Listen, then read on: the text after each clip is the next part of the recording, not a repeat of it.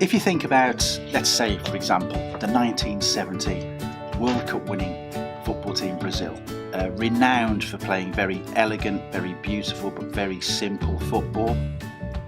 What was their goal? Their goal was to score more goals than the opposition, and they went on to win the World Cup. But they weren't running around like headless chickens. They weren't unsure of what their roles were or what the roles of others were.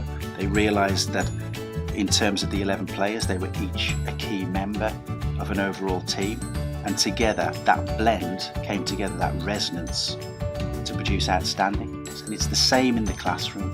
If you have the right blend of demand, of engagement, of challenge, of feedback, of classroom management skills, of knowing when to do things as a teacher and when to leave the kids to get on with work, you'll get that resonance taking place and you get that wonderful hum in the classroom of learning.